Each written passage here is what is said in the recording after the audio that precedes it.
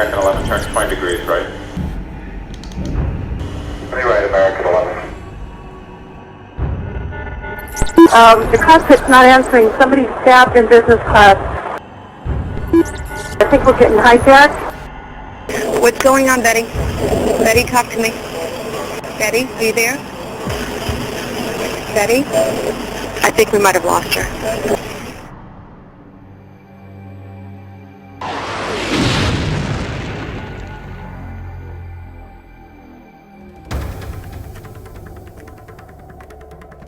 Air France 004, I do not have time to chat right now. Break. We had to get control of the airspace. We had to get control of the sky. US 49, you are directed to land in Gander. American 49, you do not understand me. You will not be entering US airspace today. Is it on every airline? Is it only on a couple? Is it only in the US? Entering US airspace. You've been instructed to land. You'll be landing in Gander. Now Nope. get your plane in line. No, U.S. airspace is closed to all traffic at this time. The only options are Gander and Cosentino. US 49, you are directed to land in Gander. Listen, you're landing in Gander. We've got a crisis. Airspace is closed. Delta 37, you will not be going to Cincinnati to land. In break. US airspace has been closed.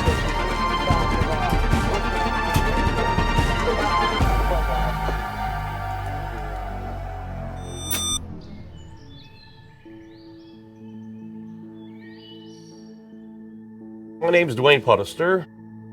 I live in Gander, Newfoundland. It was just a regular day. I got up around 8:30. I think I drove by one of the local establishments there to pick up coffee and probably a breakfast sandwich, and just took the time, came into work.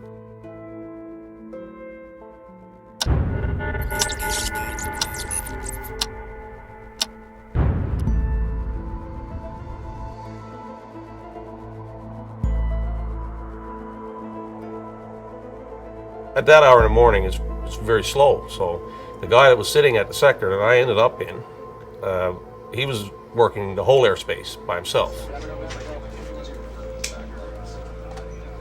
Okay. She's on mine, Bill. Hey. I get in, relieve him, there's nothing going on. You got a few airplanes, but nothing much is happening. I got this. However, all the traffic was on its way across the ocean from Europe to North America. We know they're coming. Gander Center.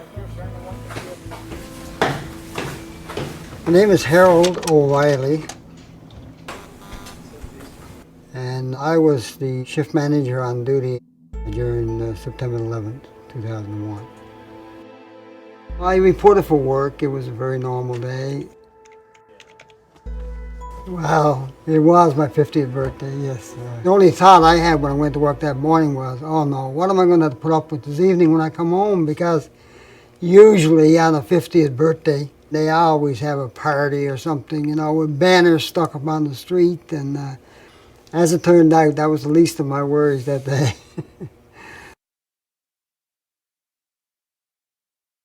My name is Bruce Terrace. I was the unit operations specialist in Gander Control Tower.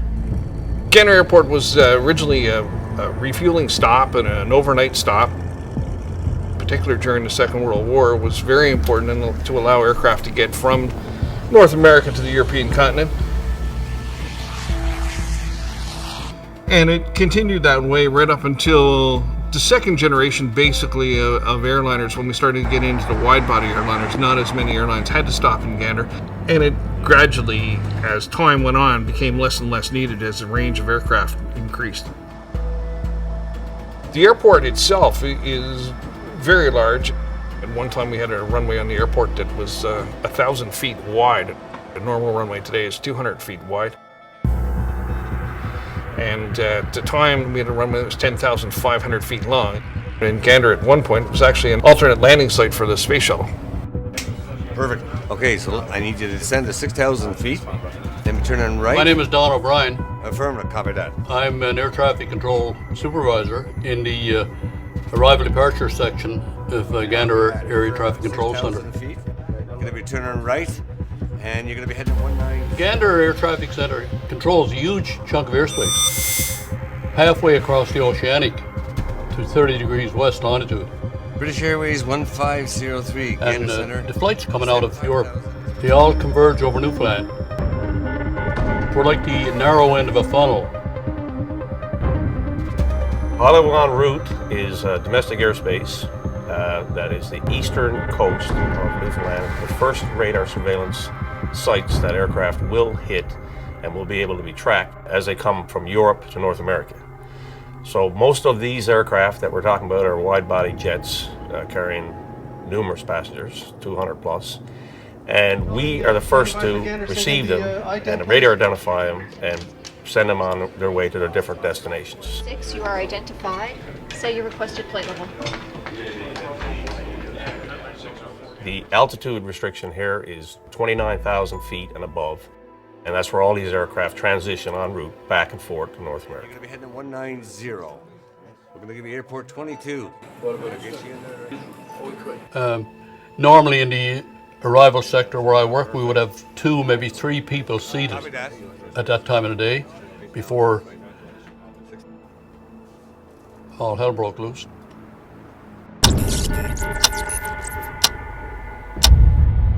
On this Tuesday morning, and we're back with dramatic pictures of an accident that has happened just a short time ago. You're looking at the World Trade Center in Lower Manhattan, where just a few minutes ago we're told that a plane, some reports are that it was a small commuter plane, crashed into the upper floors of one of the twin towers. You can see 5. I was just sitting in the office.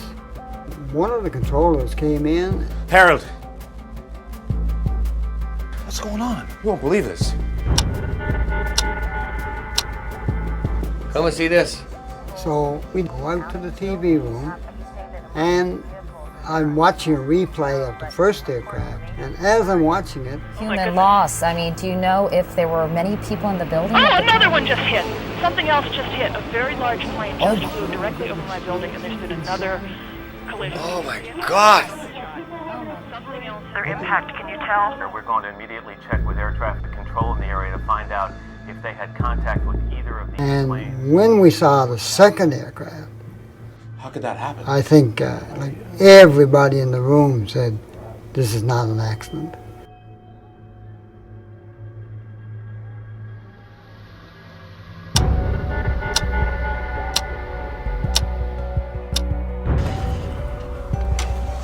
What the hell are you doing here? Now, the guy that I relieved, he came back in the building, in the ACC, and it was sort of like kind of odd, really, and he had a strange look on his face. It's on TV. Planes just flew into the side of the Twin Towers in New York. Small aircraft? They don't know. And he was talking about airplane hitting the building in New York. It's going to be a big mess in New York City today. He was pale, and you could tell that he was in shock. He looked like he was in shock. Like he just couldn't believe that this was happening. We all sort of looked at one another and said, oh my, if these are missiles, we have 400 or 500 coming.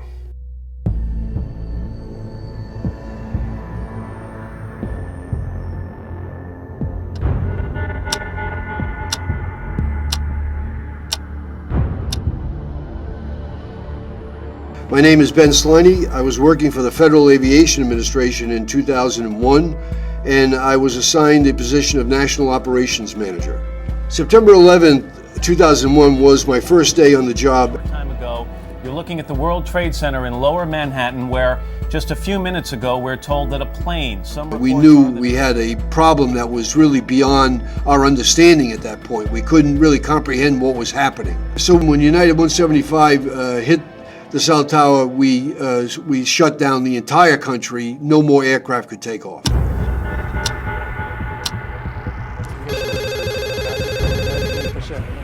The next event that occurred was the report of American 77 striking the Pentagon. We're looking at live pictures of the Pentagon where there is billowing smoke. Jim Miklashevsky just reported that he heard an explosion. I think people here in the building are already describing a highly sophisticated, coordinated attack. And at that point, I felt there's nothing else to do but to land everyone. We had to get control of the airspace, we had to get control of the sky. As far as we know, there could have been 100 aircraft like this. And all I could think of was, we have all these missiles out there that we have no control over whatsoever. We have confirmation? My staff and I discussed endlessly whether or not the military would shoot down American flag carrier carrying American passengers on American soil. I did not think it was possible, and I understand that there was no order in effect at the time to engage and shoot down the aircraft. But it turned out that Vice President Cheney did give an order to engage aircraft after the last hijacked aircraft on 9/11 had crashed.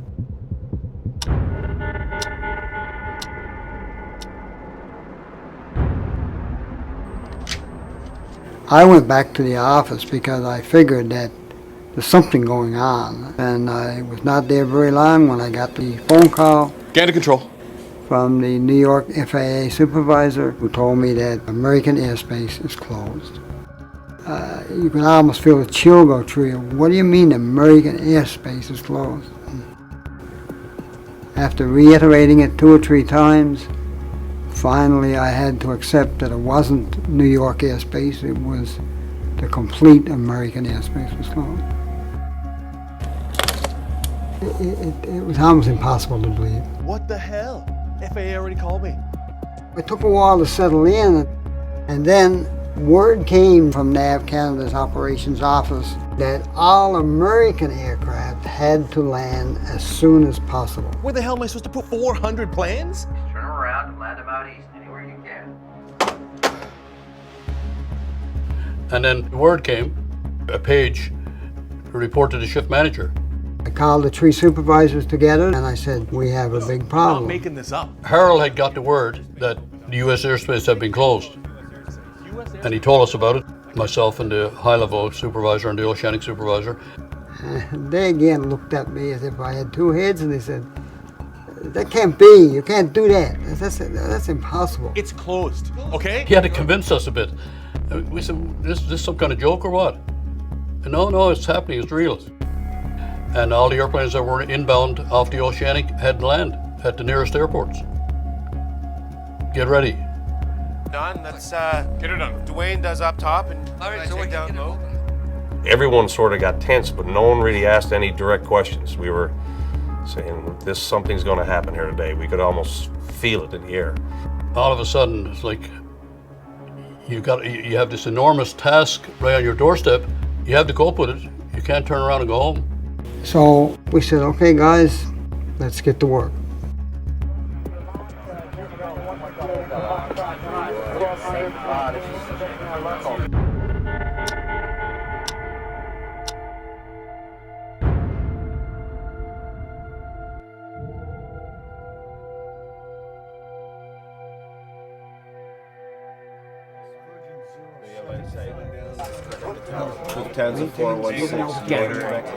Harold walked down and looked at me. It looked like he was still formulating the plan in his head. He was like, I can't believe I got to do this sort of thing. And then he tells me, you got to land these guys.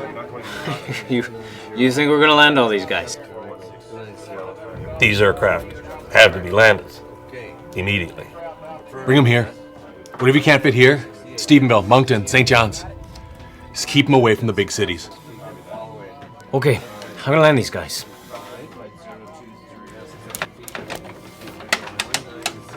One thing I was confident of was the ability of air traffic controllers to handle the unusual. And we have a saying in air traffic control that, good controllers sort it out. They're able to take any situation, reduce it to its component parts, and handle the situation as it develops. I was completely confident of the ability of the Canadians to handle the aircraft, that they were going to be landing, that they would be able to figure out the solution, implement it, get it done.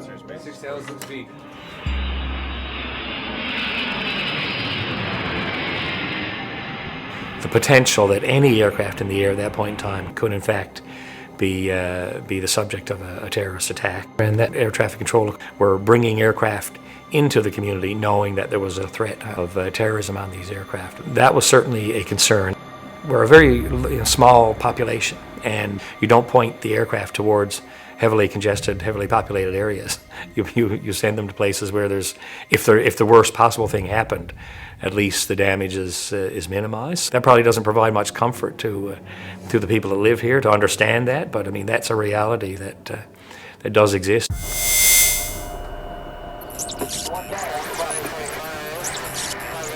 My name is Michael W. Ballard. I was a captain of United Flight 929 en route from London to Chicago O'Hare. And that day our flight time was about 8 hours and 18 minutes. We were just about halfway across the Atlantic. People are at that point quieting down, reading, taking a nap, passing time however they choose. So it was quiet time back there. My name is Natasha Gagarin. I was a flight attendant September 11th. I was at the prime of my career. I just been hired with United in 2000, and then I transferred to London. September 11th came along, and there it started. My name is Stephen Sircone. In 2001, I was a lieutenant with the Bellevue, Washington Police Department in the Seattle area. I was sitting there on the right side of the plane, just behind the wing. It was the first time I had seen a video monitor in the back of the seat where you could actually not only watch movies, but they had GPS tracking on the screen itself. You could track altitude and the position, which was amazing. I found it fascinating.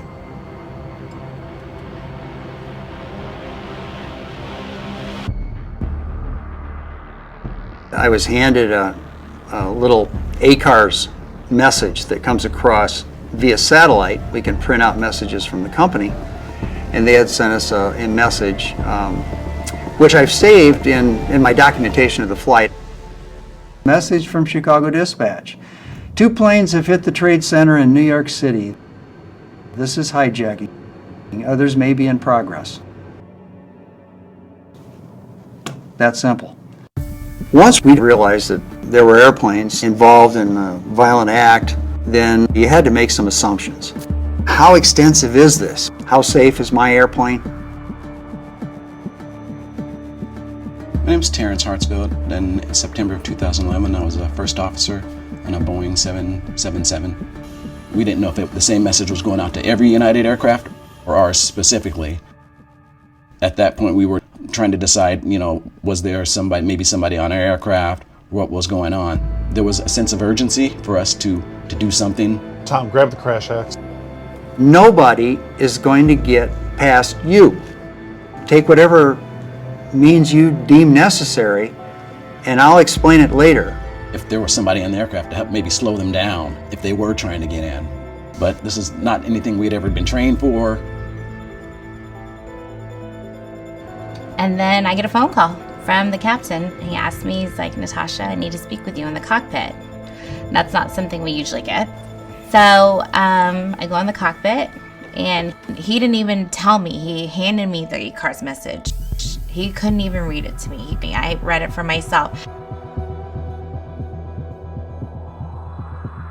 And I said to Captain Ballard, I said, this is a joke, right? And he's like, no, this is not a joke. Okay, you got it. When we realize that we're facing an act of violence on a large scale, let's do what we can do. Let's use the resources we have on the airplane to take care of ourselves. Pilots weren't carrying weapons at that time. We might have even talked about using a fire extinguisher if we had to. Squirt somebody in the face, whatever had to be done, whatever it took. I walked out of the cockpit, took a couple deep breaths. I still get emotional about it to this day. And at the time I was wearing a cross on my neck, and I just kissed it. I was like, please, dear God, let me get down safely and let us all survive. And it was my dad and my grandpa's birthday that day. And I was like, I just asked one thing, is to wish my dad and my grandpa a happy birthday today. That's all I ask. I got myself together because I needed to be strong for the whole crew. I told everyone what had happened, and I said, we need to act normal just in case someone's on board and we don't know. The pilot came on the intercom, and in a very calm but serious voice, he said, "Folks, there's nothing wrong with this aircraft." He says, "However," he says, "there's been an incident in the United States, and the borders to the United States are closed, and we're going to Gander, Newfoundland." My range of imagination was from A to Z, and I thought about the worst actually first, because growing up as a kid in the Cold War, we always worried about some nuclear exchange, and at that time I knew this was very, very serious. Other pilots westbound were all being grounded. Hearing this? You'll hear more once you cross 45 west.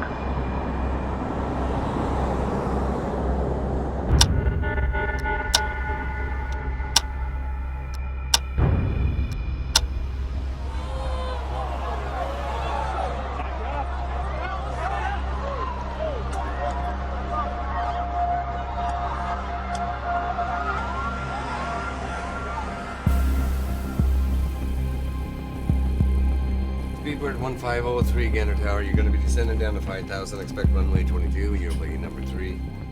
It was all rapid-fire decision-making and setting up arrival profiles for Gander, St. John's, Stephenville, Halifax, and Moncton. There was no favorite airline going anywhere. It was just whatever the logistics worked out to the best advantage of everybody. Now, I was the person who was the first voice contact with the aircraft in domestic airspace, and I had to deliver that message to each and every one of them. So how am I going to explain this to these guys, and are they going to believe me? Are they going to think that I've lost my mind? Continental 23, Gander It Center. was pretty scary.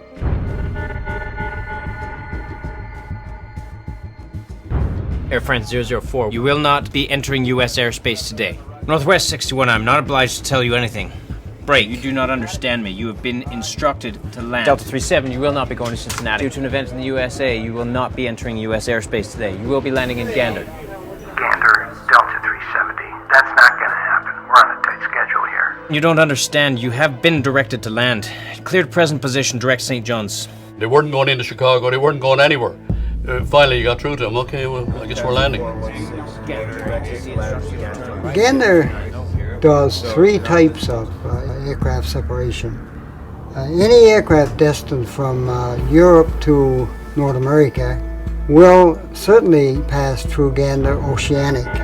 Aircraft would give their progress by every 10 degrees of longitude coming across the ocean, and we would keep them separated by at least 60 miles lateral.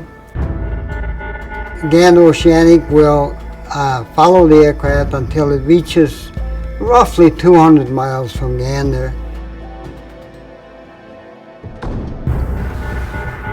The second type of air traffic control, Gander Domestic, will take control of the aircraft. And then the third type of air traffic control is low-level control. Low level is responsible for the aircraft below 28,000 feet, and they're responsible for the aircraft arriving and departing at Gander and St. John's. American 49, Gander Center, squawk code 2401. Gander Center, this is American 49 Heavy. Go ahead, American 49. My name is Beverly Bass. In 2001, I was flying a Boeing 777 as a captain for American Airlines. It was a beautiful day. We even commented when we were over the North Atlantic what a gorgeous day it was. I'm Mike Franklin. I was the co-pilot on Flight 49 from Paris to Dallas-Fort Worth. As we're crossing the Atlantic, we have one of our radios on what is called Airborne Common. Say that again, please. Looks like you lost the primary target about 20 west of Kennedy. And we had So that would be a means by which aircraft can talk to one another to try to get updates on weather, winds, turbulence, what's happening. Kennedy Tower reports that there was a It was over the common frequency. We heard somebody chirp up that an airplane hit a tower in New York City. 3.77, get on aircraft. 2377, American 10.3, good day. US 1751, descend and maintain flight level 350. Into the World Trade Center. Okay, not necessarily alarming or anything at that moment in time. You know, we talked about it and we thought, you know, it must have been a small airplane. And then about 20 minutes later, something came. Came across the radio again that another aircraft hit a tower, and it was my experience from the military that I can recognize a coordinated attack. all of a sudden we start seeing some of the airplanes turning around, making a 180, which you would never see that because the North Atlantic tracks are directional, they're one way, and nobody turns around on them. And so my first thought was, hey Beverly, why don't we consider turning this thing around and taking people back from where they came from? She goes, you know, that's not a bad idea. Why don't you see if you can begin that? As soon as I started to pick up the radio, we hear over common. We just tried to turn back, but Europe ATC is not having it. They're not approving any reversals. And I sat up straight in my seat and began to process. I'm not really worried about what's behind me, like a hijacking type scenario. At that moment, I was truly focused on what my end game was, getting this aircraft and the people on the ground.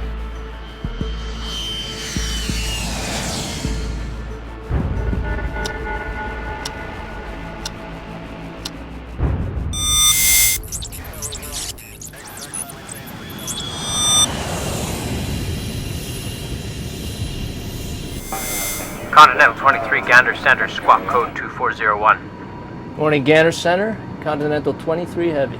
Your radar identified. I have a message for you.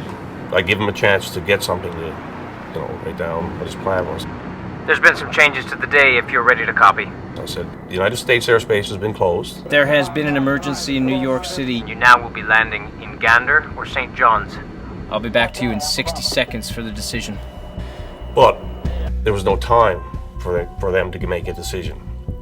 I had to make the decision for him. What did he say? Go again, Gander. Due to a circumstance in U.S. airspace, you are instructed to land in Gander. So on a regular day, these aircraft are used to just transitioning airspace and, very, very structured setup. So now they're being forced into an airport where they probably have never been before. I've flown over Gander 100 times, but I don't actually know where it is.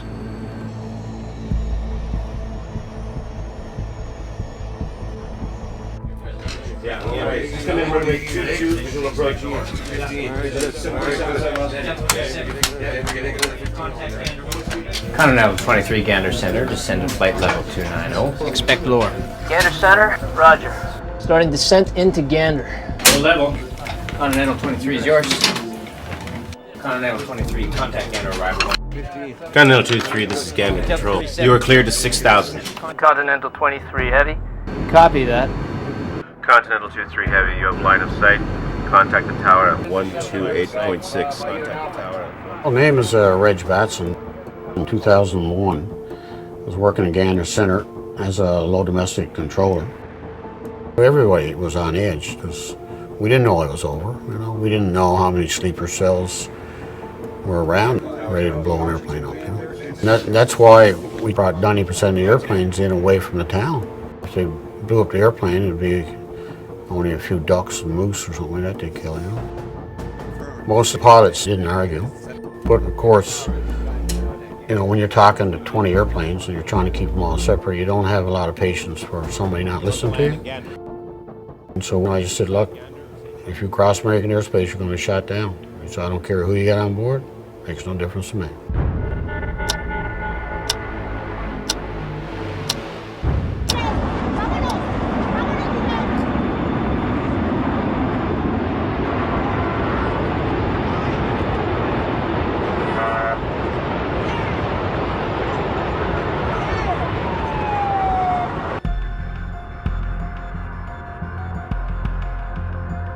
I'm Dion Faulkner, Vice President for Canadian Operations with Allied Aviation.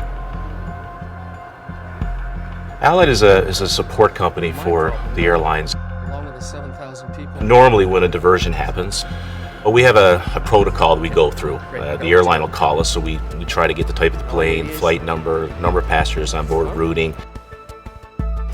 So for the first couple of calls, that's what we were doing. But it was like seconds after the first and the second call that all of our lines lit up. Okay, please hold. Allied Aviation?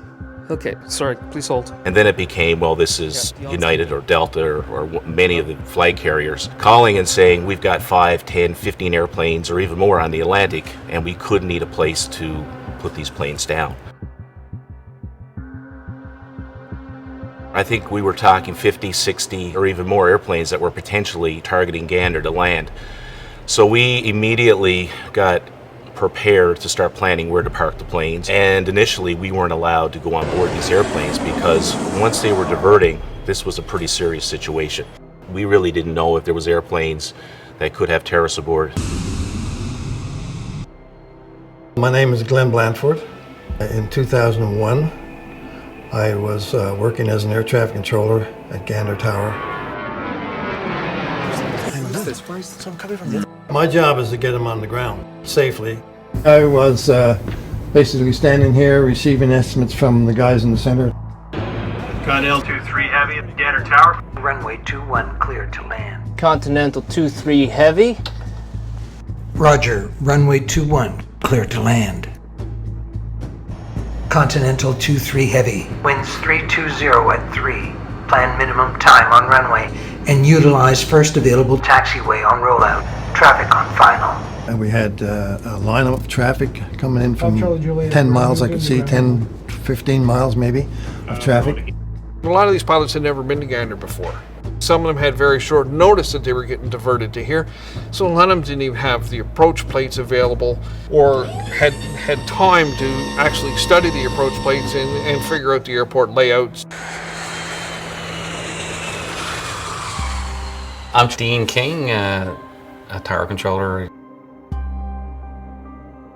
I was here watching the aircraft land and then issue the taxi instruction as required on where I was going to park them. Normally, air traffic control at an airport of this size does not get involved in parking assignments.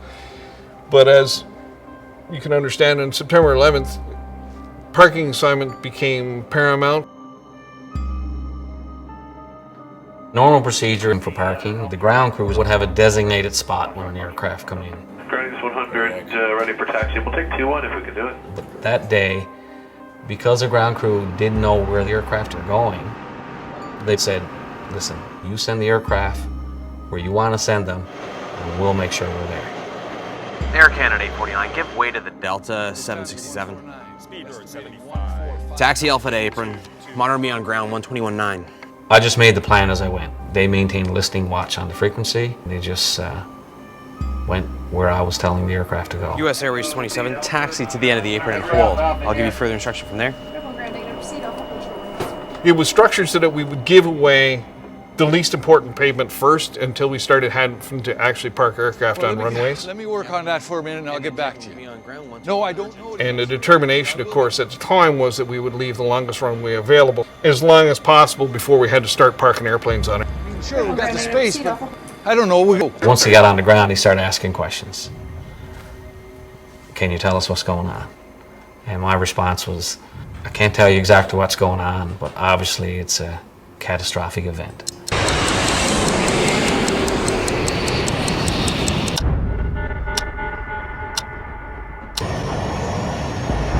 Once we heard all of the U.S. airspace was closed, we knew that we had to divert somewhere in Canada. So the most likely cities would be Montreal, Toronto, Edmonton, Calgary. You know, we had enough fuel to go to anywhere in Canada. American 49, I am instructing you to land. Your options are Gander or St. John's. Hey Beverly, I asked, why don't we continue flying over to Edmonton? We got more than enough fuel to do so, and then once we refuel and they open up airspace again, we can just fly straight south home. Gander Center, American 49 Heavy. Gander, is there any chance that we can continue our flight to Edmonton? I asked if we could continue and refile to Edmonton. Normally when we are going to divert, the captain chooses the divert airport, and That day was quite different. No, I'm sorry. I'm afraid you don't understand. American 49, you do not understand me. You have been directed to land. I'll be back in 60 seconds. If the decision has not been made, I will make it for you. It was not even up for discussion. It was an order to land in Gander. We normally don't get orders to land somewhere, but that day we did. Lufthansa 416, you're directed to land. Contact Gander 128.5. No, Air France 004, what is your choice? Gander? They had major issues at the tower trying to park those airplanes because everything is happening so fast. And can we squeeze 2 more in? Can we squeeze another one in?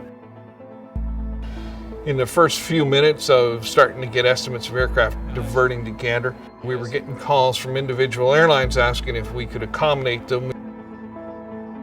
And a constant, like, I'm on the phone to the tower and saying, how many more can you handle? I don't know, let me check. Dean, how many more can you take? If we open up a runway, I can take another 15. 15. it was a constant coordination with the tower. You were on a phone to the tower. You were coordinating with the high-level side as you're coming out of high-level airspace. Confirmed. You have the phone in your hand to St. John's Tower. How many more can you cleared take? for a visual Take approach another 2 or 2. 3. It was a crazy morning. Yes, you heard correctly. U.S. airspace is closed at this time. St. Lufthansa 416, you are directed to land in Gander. No, you're not listening to me. There's a crisis in New York, and U.S. airspace is closed. Runway 21 was the runway that all the aircraft that were diverted in here landed on. Runway 21 runs this direction down here. Everybody landed going this direction, made a right turn on taxiway Alpha, almost to the end of runway 21, and then back up towards the main apron. Our biggest concern with runway 21 is the fact that at the end of the runway, for the last 1,500 feet, there's no turnoff. You have to do a 180 back taxi to the first turnoff.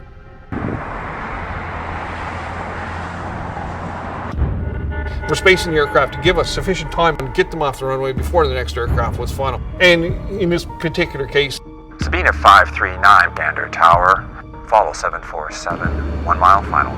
The aircraft in front decelerated a little bit more, I think, than the Sabina aircraft was expecting. Because he was slower to get off the runway, he wasn't going to be off in time for the Sabina to safely land. Sabina became in too hot, too heavy. Oh, we're too close. Sabina 539, pull up, go around, fly runway, heading, climb 3,000. Gander control, I see him. Ascend 3,000.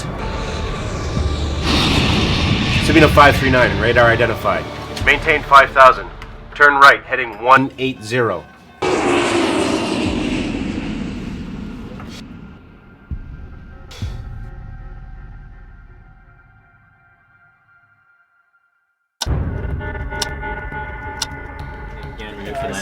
That's a negative. Gander agency instructions, right? US 004, Gander Center, this is American 49 Heavy. Go ahead, American 49. When I finally plugged Gander into the computer, I realized that I was going to be 7,000 pounds over my max landing weight. Harold, got a 777 needs to do a fuel dump.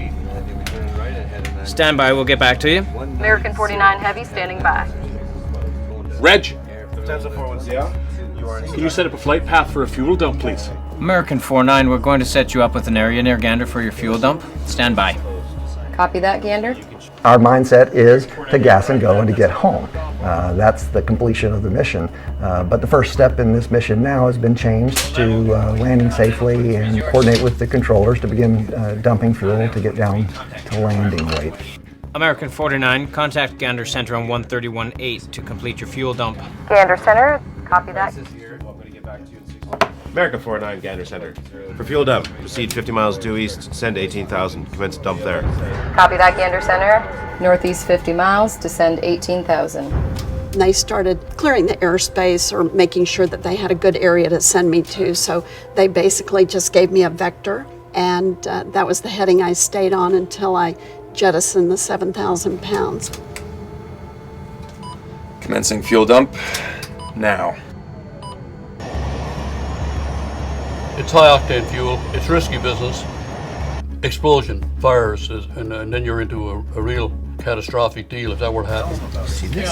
See this? So you have to be careful as to how you're maneuvering the airplanes to keep them all clear of each other. As much as it might shock some people, if you begin to dump fuel the higher altitude you are, it disperses and atomizes before it actually reaches the ground. Gander Center, American 49 Heavy. Fuel dump complete. Roger, American 49. Fly heading 190. When that was complete, they then vectored me onto a 95-mile final into runway 22 into Gander. We're getting prepared for the approach and landing, and that takes us down to lower altitude, and so got handed over to Gander Tower. It was interesting that this small base had a line of aircraft on final. It looked like Dallas-Fort Worth on a beautiful summer day at the peak of rush hour. This was not normal.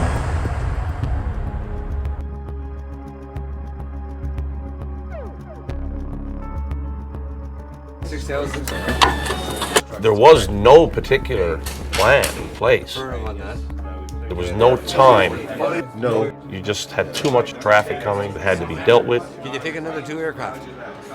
Decisions had to be made. There was so much information that you had to take in. It was too much for one person at that point. We needed people. We went from the 2 or 3 seated that time of the day to 14. Do you need a break? No, sir, I'm all good. We opened 5 sectors. It's Gander. The controllers who were off came in on their own volition. Northwest 61. Without being called, they knew we needed people. Good to see you, buddy. It's good to see you. They were just purging them out of high-level airspace, the high-level controllers. They wanted to get them out. The pilots wanted out. To land in Gander, Newfoundland. That is a negative Virgin 075. You will not be landing in the United States today. All U.S. airspace is closed to all traffic. We're good, bud. Don't be here. There was apprehension in some of their voices. They wanted to get on the ground as quick as they could.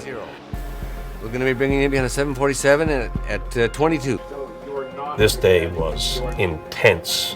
Air France 004, I don't have time to chat right now. I compared it to a knot that was tightening. But you can't get too emotional about things, even though you might be hurting. You've got to cope with what's going on. You can't just get up and pull your headset out and say, I had enough. They didn't know there was more terrorist activity going to happen on their airplanes.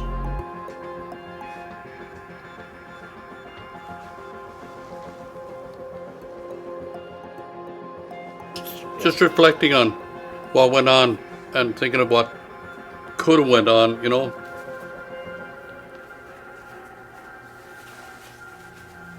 It was so gratifying and unbelievable that once word spread, we were actually turning down controllers who wanted to come in and work.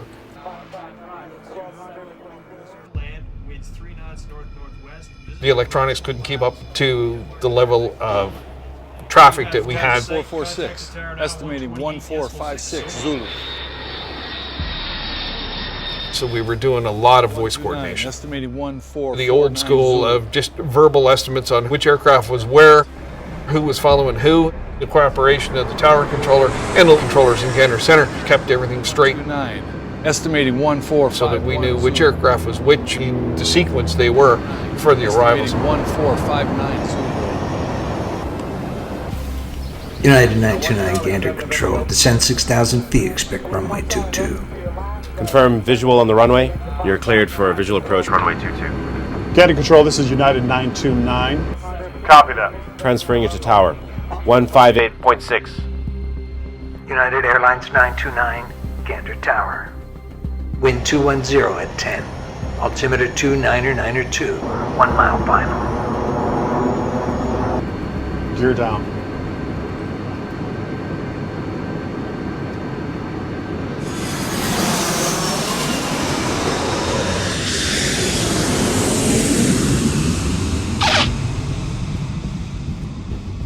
My name is Stephen Sircone.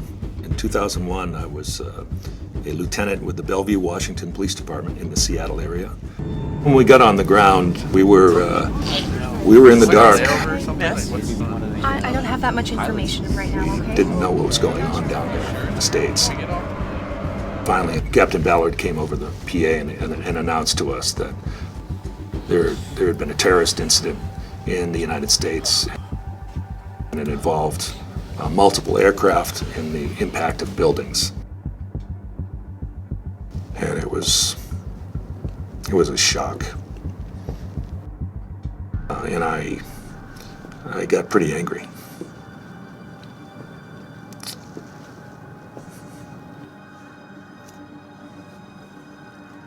So think about this without getting too emotional. Then I started to think, well, you know, what's our status here? Who's on our plane? Could they be suspects? Could they be tied to these other terrorists? I didn't know. We had people from all over the world on our plane, and suspicion started to grow.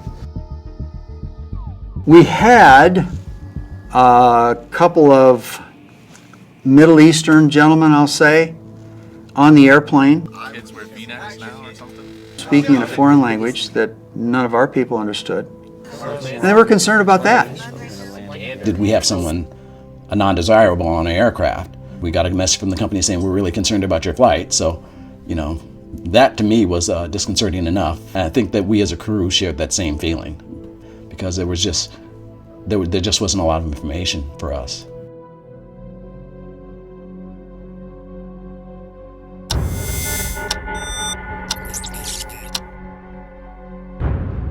American 49 Heavy, you are cleared to land. Runway 22. Gander Tower, American 49, clear to land.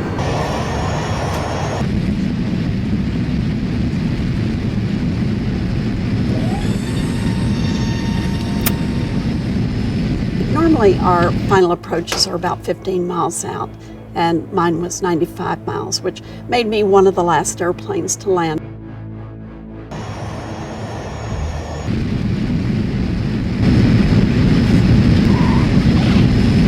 I was number 36 out of 38 wide bodies to touch down that day.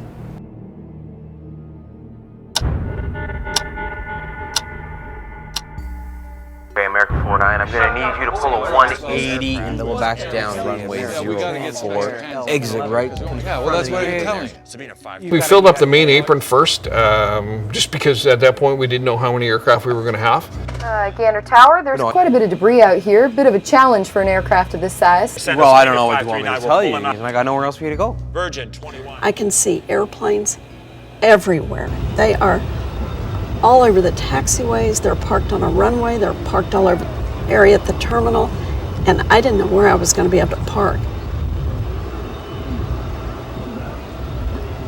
There's an old abandoned runway in the middle of the airport that's left over from the Second World War. We parked some aircraft on that. And then at the last dozen or so aircraft that landed were actually parked on what was one of our active runways, because at that point we had nowhere else to put people. There have certainly been that many airplanes at this airport, even more, but not wide bodies. And that's what was so unique about it, is we were all wide bodies. All the big guys.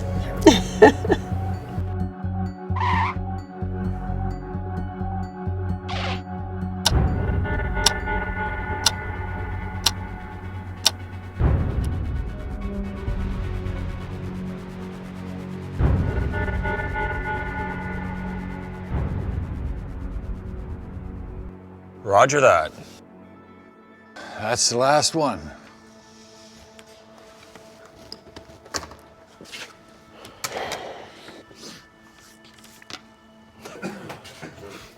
After everything was over, just looking at the radar, seeing only two aircraft, two military aircraft, one in the west coast of the United States and one on the east coast.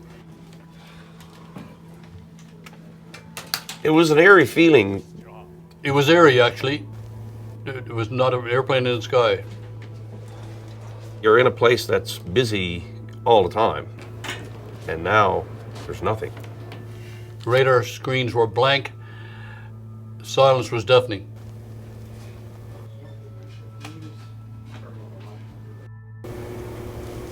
it was almost impossible to believe. It was very touching. See everybody just sitting back with a good job done. Great job, Harold. Great job. Well done. It was quick, a couple of hours of frantic action, and then the airplanes were all on the ground. I've never seen anything like it, never seen anything like it since. There's not a plane in the sky right now. Hey, Harold. Yeah? Happy birthday. Ah, that's right. Happy birthday.